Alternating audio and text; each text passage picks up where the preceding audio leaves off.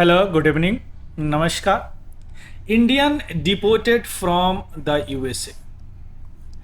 कुछ इंडियन को यानी 104 इंडियन को यूएसए ने अपने यहाँ से अपने प्लेन में बैठा के यहाँ पे इंडिया पे छोड़ दिया, यानी उनको निर्वासित कर दिया, अपने देश से निकाल दिया।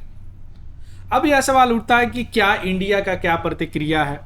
उन्होंने यूएसए ने यानी डोनाल्ड ट्रंप ने अपने देश से यह 104 इंडियन को क्यों निकाल दिया, कौन सा ऐसा कानून के कारण निकाल दिया, यहाँ पे इंडिया के में आने के पास इंडियन गवर्नमेंट क्या इनके साथ क्या करने वाली है। ये सारी चीज़ अभी एक एक करके समझने का प्रयास करता है। ये लोग कैसे वहाँ पे पहुँच गए, कैसे इन लोगों को इलीगल यानी अपराधी माना गया, यानी इलीगल इमिग्रेंट के दर्जा दिया गया है ना, और इनको वहाँ से निकाल दिया गया है। ऐसे कितने इंडियन वहाँ पे रहते हैं, ये सारी चीज़ अभी हम एक एक करके समझने का प्रयास करते हैं। चलिए शुरू करते हैं। US has deported 104 Indian national यानी 104 भारतीय नागरिक को उन्होंने वहाँ से इलीगल रूप से रिसाइड कर रहे थे, यानी अवैध रूप से वहाँ रह रहे थे यूनाइटेड स्टेट में। उसको यूएसए ने क्या कर दिया, डिपोर्ट कर दिया, यानी वहाँ से निर्वासित कर दिया है ना। उनको अपने मिलिट्री एयरक्राफ्ट से यहाँ श्री गुरु रामदास जी इंटरनेशनल एयरपोर्ट अमृतसर पर छोड़ दिया गया। अमृतसर में छोड़ दिया गया कब, 5 फरवरी 2025 को। यह फर्स्ट बैच है या इंडियन इमिग्रेंट को जो कि वहाँ से डिपोर्ट निर्वासित किया गया है डोनाल्ड ट्रंप एडमिनिस्ट्रेशन का, जिनका जो इमिग्रेशन पॉलिसी है यानी आवर्जन जो नीति है वह बड़ा अभी कठोर है। उन्होंने इलेक्शन से पहले ही बोला था कि जो भी यहाँ अवैध रूप से कोई रह रहे हैं, इंडियन हो या कोई और नॉन अमेरिकन हो, नॉन सिटीजन हो वहाँ के, उनको अपने देश भेजा जाएगा।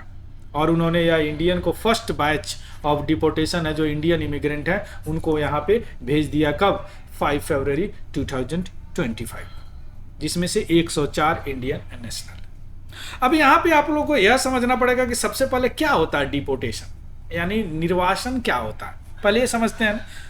अगर निर्वासन की बात करें कि व्हाट इज द डिपोर्टेशन, निर्वासन, तो यह एक प्रोसेस है जो प्रोसेस जो भी नॉन सिटीजन्स होते हैं, जैसे यहाँ अमेरिका है तो अमेरिका का जो नागरिक नहीं है उनको वहाँ से हटाना, उनको वहाँ से अलग कर देना यानी हटा देना, यानी जिस देश का है उस देश में भेज देना। क्यों? चूंकि वह इमिग्रेशन लॉ का पालन नहीं किया है, यानी आवर्जन जो नियम है, इमिग्रेशन एक दूसरे से दूसरे देश जाते हैं तो उसमें कुछ नियम होते हैं, उस नियम को उन्होंने वायलेट किया है, पालन नहीं किया है, इसलिए उनको वहां से हटाना है। और इस प्रक्रिया को, इस प्रोसेस को क्या बोलते हैं, डिपोर्टेशन बोलते हैं। अब वहां से अमेरिका में जो डिपोर्टेशन करने का जो अथॉरिटी है, जो आधिकारिक संस्था है, उसका नाम है US immigration and custom enforcement agency, ICE. ये सारे डिपोर्टेशन वगैरह, निर्वासन वगैरह चीज़ों को केयर करती है, यानी देखती है, उसको रेगुलेट करती है। अब डिपोर्टेशन का कारण हो सकते हैं, जैसे उनका डिपोर्टेशन हो सकता है जिनका वीजा स्टेटस वायलेट हो रहा हो, यानी वीज़ा ख़त्म हो गया हो रह रहे हैं, या वहाँ हर चीज़ ठीक है, क्रिमिनल एक्टिविटी हो, या पब्लिक सेफ्टी कंसर्न के लिए भी वहाँ से हटाया जाता है। क्योंकि अगर वहाँ से नॉन सिटीजन्स हो गए तो सिटीजन्स को थोड़ी सी प्रॉब्लम होती है, इसलिए भी वहाँ से हटाया जाता है। So this is the reason for what, deportation, निर्वासन। क्लियर। अब हम आते हैं कि इनको अब क्यों डिपोर्ट किया गया, नहीं निर्वासित किया गया। तो सीधी सी बात है, अमेरिकन लॉ का इन्होंने वायलेट किया है, पालन नहीं किया। वह कौन सा लॉ है, यूएस कोड सेक्शन 1352। इसमें होता है कि इलीगल जो इमिग्रेंट है वह इस लॉ को अगर वायलेट करके और गलत तरीके से यूएस में इंटर कर जाते हैं, यानी एक सही तरीका होता है, गलत तरीके से चोरी छुपी से अगर इंटर में यानी यूएस में चले गए, या धोखाधड़ी से वहां शादी वगैरह भी कर लिए, या वहां पे कोई इलीगल यानी कानूनी नहीं है ना, कानूनी नहीं है, उस कमर्शियल एक्टिविटी में वह इंगेज होगा, तो उस स्थिति में उनको इलीगल इमिग्रेंट का दर्जा दिया जाता है, इलीगल माइग्रेंट का दर्जा दिया जाता है और उनको डिपोर्ट कर दिया जाता है। क्लियर। यानी वह गलत तरीके से यूएस में घुस गए, या धोखाधड़ी से शादी वहाँ किए, या इलीगल कमर्शियल कोई एक्टिविटी कर रहे हैं। अब इस इशू का मैग्नीट्यूड क्या कि देखिए कितना बड़ा इशू है। अभी भी एक रिपोर्ट सजेस्ट कर रहा कि लगभग 7,25,000 इंडियन जो है वहां अभी भी यूएसए में इलीगल रूप से रह रहे हैं, यानी किसी न किसी रूप में वह इलीगल है अभी भी।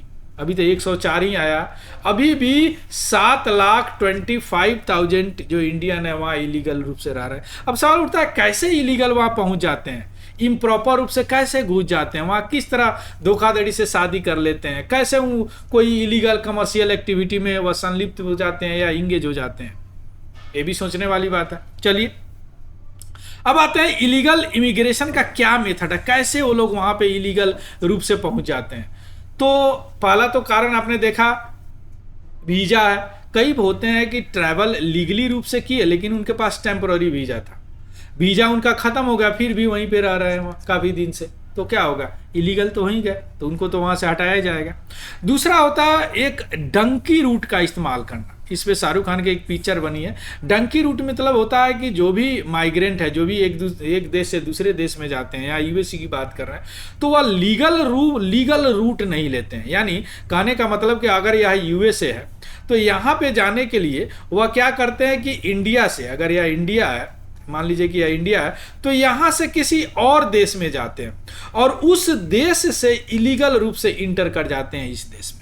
और बड़ा रिस्की रूट होता है, कई बार बड़े बड़े जंगल से होकर गुजरते हैं, कितने लोग तो मर जाते हैं। जैसे उसमें होता है डायरियन गैप, ये बहुत खतरनाक जंगल होता है, और यहाँ से वह जाते हैं यूएस में गलत तरीके से, और इस रूट को डंकी रूट कहा जाता है। डंकी एक्चुअली पंजाब और हरियाणा में लोकल लैंग्वेज में डंकी मतलब होता है एक जगह से दूसरे जगह जाना, बाद में इसको डंकी गधा रूट वगैरह भी बोला जाने लगा। तो इसमें लीगल रूप से यहाँ तो लीगल रूप से पहुंचे किसी अदर कंट्री में, यानी लीगली पहुंचते हैं किसी अदर कंट्री में, लेकिन इलीगल इंटर कर जाते हैं किसी तीसरे कंट्री में। आया समझ में, यानी यहाँ से यहाँ तो लीगल गए और यहाँ से इस कंट्री में, मान लीजिए कि यूएसए है, यहाँ पे इलीगल रूप से वह इंटर करते हैं, किसी जंगल से, है ना, इंटर कर जाते हैं, तो उसको बोला जाता है क्या, डंकी रूट। यानी इलीगल रूट को डंकी रूट बोला जाता है। यह बड़ा रिस्की रूट होता है, जैसे डायरियन गैप है कोलंबिया वगैरह पनामा में, यह बहुत बड़ा घना जंगल है, यहाँ से ही लोग छुप के यूएसए में इन कर जाते हैं।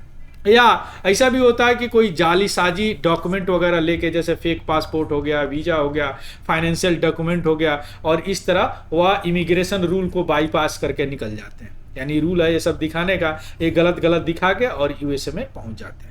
तो ये सारे तरीके हैं जिससे वह वहाँ इलीगल रूप से पहुंच जाते हैं यूएसए में। एक बेटर अपॉर्चुनिटी के लिए, एक बेटर लाइफ के लिए लोग समझते हैं कि यूएसए में जाते हैं और पहुंच जाते हैं और फंस जाते हैं कई बार। अब देखिए 104 आदमी को और भी लोगों को भेजेगा ट्रंप, छोड़ेगा नहीं, है ना। यार डंकी रूट की बात कर रहे हैं, यह रूट इलीगल रूप से होता है, घूम फिर के वहाँ पे पहुँचाया जाता है। यहीं पे है डायरियन गैप पनामा, है ना। यह बड़ा खतरनाक एक जंगल है और इसी जंगल से होके लोग यहाँ पे यूएसए में पहुँचता है। क्लियर, ये रहा देखिए, यहाँ से अगर दिल्ली, गुजरात, मुंबई, हैदराबाद, है ना, पंजाब, यहाँ से लोग यहाँ पहुँचता है, इस्तांबुल पहुँचता है, यह तो लीगल रूप से पहुँचता है। इसके बाद में यहाँ ग्वांटानामो, और यहाँ से यह इतना खतरनाक जंगल होता है, दलदल होता है, यहाँ से लोग यूएसए में इंटर करता है इलीगल रूप से, है ना। बड़ा बहुत डेंस फॉरेस्ट होता है, तो इसी को बोला जाता है डंकी रूट। अब या इस रूट से जाने के लिए देखिए 6 से 12 लाख रुपया लेते हैं एजेंट, और यूएसए में पहुंचाने के लिए 15 से 30 लाख रुपया लेते हैं। क्लियर, यहां से यहीं तक पहुंचाने के लिए 12 से 15 लाख, और इस जंगल से पहुंचाने के लिए इतने पैसे लेते हैं। और वो लोग जाके अनस्किल्ड वर्कर होते हैं, काम क्या करते हैं, कार वॉशिंग करते हैं, विंडो क्लीनिंग करते हैं, या कोई फार्म पे काम करेंगे, पेट्रोल पंप वगैरह पे काम करेंगे, प्लम्बर की तरह काम करेंगे, सेल्स पर्सन की तरह काम करेंगे, ऐसे लोग काम करते हैं। क्लियर, अब हम आते हैं कि क्या यह जो अभी आए हैं वहाँ से, अमेरिका से डिपोर्ट करके निर्वासित हो गए, क्या यह इंडियन लॉ को भी वायलेट किया है? यहाँ पे आने के बाद में क्या सरकार भी उस पर केस चलाएगी? देखिए, अगर बात करें लॉ को, तो उन्होंने इमिग्रेशन एक्ट 1983 को भी वायलेट किया है, सेक्शन 24C, चूंकि यह कहता है कि अगर किसी तरह का फॉल्स इंफॉर्मेशन आप प्रोवाइड कराते हैं इमिग्रेशन के लिए, इमिग्रेशन क्लियरेंस के लिए, तो वह कानूनी रूप से अपराध है। और उसमें पेनलाइज हो सकता है, यानी अनऑथराइज अल्टरेशन, किसी तरह का अल्टरेशन कराते हैं डॉक्यूमेंट में, इमिग्रेशन डॉक्यूमेंट में, तो वह पेनलाइज है, यानी आपको सजा भुगतना पड़ेगा। अगर ऐसा है, इसके कारण अमेरिका से आप आए हैं, तो यहाँ भी आपको सजा भुगतना पड़ेगा। पासपोर्ट एक्ट 1967, इसका भी सेक्शन 12(1)(b) यह कहता है कि किसी तरह का फॉल्स इंफॉर्मेशन अगर आप दे के और पासपोर्ट को ऑब्टेन किए हैं, पासपोर्ट बनवाए हैं, तो वह भी 2 साल तक आप जेल में रहेंगे या 5,000 फाइन देना पड़ेगा, या दोनों देना पड़ेगा। यह भी पासपोर्ट, अगर पासपोर्ट में किसी इस तरह का है तो वह भी यहाँ पे आपको फाइन देना पड़ेगा। भारतीय न्याय संहिता, जो पहले आईपी से था, इंडियन पेनल कोड, या 2023 में भारतीय न्याय संहिता बन गया, इसका सेक्शन 336 यह भी पनिश करता है किसी तरह का फॉर्जरी, चीटिंग का, और वह 7 साल तक सजा और फाइन की व्यवस्था है। चीटिंग करके, कि कोई फॉर्जरी करके, है ना, आपने डॉक्यूमेंट वगैरह बनाया, तो इसमें भी 7 साल तक की सजा। तो ये सारे सजा भी यहाँ पे आपको मिल सकता है, क्योंकि आपने गलत किया है। हाँ, अगर उस देश के साथ संबंध खराब हो सकते कब, अगर सही होते और वो बोलते कि नहीं भाई कोई अमेरिका नहीं रहने वाला, तो ऐसा तो ट्रंप नहीं किए हैं, वो बोले इलीगल जो है उनको हटा रहे हैं। ठीक है, अब हम आते हैं गवर्नमेंट का अब रिस्पॉन्स क्या होगा। गवर्नमेंट अभी जो है, इंडियन गवर्नमेंट अपने इमिग्रेशन लॉ को वह थोड़ा सा और कठोर करेंगे, ड्राफ्ट कर रहे हैं लॉ को, जो कि रेगुलेट यहीं से करेंगे लीगल माइग्रेशन को, यानी यहीं से इलीगल को नहीं जाने देंगे वो, जिससे क्या होगा, जो फ्रॉडलेंट रिक्रूटमेंट है ना, धोखाधड़ी वाला, वह कम होगा। एजेंट, जो यहाँ से एजेंट, बड़े बड़े एजेंट है, ज़्यादातर आपको हरियाणा, पंजाब, गुजरात वगैरह में मिलेंगे, उनको पकड़ा जाएगा, उन पे एक्शन लिया जाएगा, जो धोखाधड़ी वाला एजेंट है ना, जो कि मिसलीड करते हैं इंडिविजुअल का और उनको इलीगल माइग्रेशन के लिए उकसाते हैं, या उनको इलीगल माइग्रेशन बना देते हैं, इलीगल बना देते हैं, उनको भेज देते हैं उस देश में, और इसका लीगल कंसिक्वेंसेस भी भुगतना पड़ेगा। क्यों? क्योंकि जो भी डिपोर्टेड इंडियन आ रहे हैं, जो हम शुरू में बताएं, वो यहाँ पे भी उनको अभियोजन चलाया जाएगा, प्रोसिक्यूशन चलाया जाएगा, लेकिन ये डिपेंड करेगा केस स्पेसिफिक सर्कमस्टांसेस, यानी क्यों वहाँ से वह भेजे हैं, क्या पासपोर्ट गलत है, क्या इमिग्रेशन में कुछ इस तरह का आपने फॉर्जरी किया है, या आपका पासपोर्ट ख़त्म हो गया है फिर भी आप रह रहे हैं टेम्पररी पासपोर्ट पे। यह डिपेंड करता है लॉ इन्फोर्समेंट एक्शन की केस क्या है, उसके अनुसार यहाँ पे लीगल एक्शन आपके खिलाफ लिया जाएगा, जो भी वहाँ से आए। क्लियर? अब हम आते हैं, इससे इंडिया यूएस रिलेशन पे भी असर पड़ेगा। यस, असर पड़ेगा, डिप्लोमेटिक असर पड़ेगा, क्योंकि डिपोर्टेशन जो है, ट्रंप साहब चुनाव लड़ने से पहले उन्होंने बोला था कि जो भी इलीगल इमिग्रेशन है उनको हम क्रैक डाउन करेंगे, तो उन्होंने क्रैक डाउन कर रहा है, लेकिन इससे यूएस इंडिया का रिलेशन पे भी वो भी प्रभावित होगा, ट्रेड और स्ट्रेटेजिक पार्टनरशिप भी प्रभावित होगा, क्योंकि अभी इंडिया और यूएसए दोनों एक दूसरे के ट्रेड की पार्टनर है, तो डिप्लोमेटिक टाई भी थोड़ा सा प्रभावित होगा। वीजा डिस्कशन, ऐसा उम्मीद है कि इंडिया चाह रहा है कि कुछ इस तरह यूएसए के साथ निगोशिएशन हो, बातचीत हो, कि वीजा प्रोसेस को थोड़ा सा ईजियर किया जाए, क्योंकि वीजा प्रोसेस ईजियर नहीं है, इसीलिए लोग डंकी रूट लेके वहाँ यूएस पहुँचते हैं, यूएसए पहुँचते हैं, स्किल्ड प्रोफेशनल भी पहुँच जाते हैं वहाँ पे, है ना। तो स्किल्ड प्रोफेशनल के लिए कम से कम वीजा नॉर्म को ईजियर किया जाए। और अभी सुनने में आया कि अगले वीक जो मोदी साहब मिलेंगे ट्रंप से, तो हो सकता है कि कुछ इस मुद्दे पे, यूएस इमिग्रेशन पॉलिसी पे कुछ डिस्कशन किया जाए, कुछ रिफॉर्म हो सकता है। क्लियर? इसका पीडीएफ हमारा टेलीग्राम चैनल है तिवारी जनरल स्टडी, वहाँ से आपको मिल जाएगा, वहाँ से देख लीजिएगा, उसको भी ज्वाइन कर लीजिएगा। और अगर इन्फॉर्मेटिव लगे तो प्लीज़ लाइक, शेयर और सब्सक्राइब जरूर कीजिएगा। और किसी तरह का कोई कमेंट हो, किसी तरह का कोई डाउट हो, तो प्लीज़ कमेंट सेक्शन में जरूर बताइएगा। So thank you, have a good day and happy learning. Thank you very much.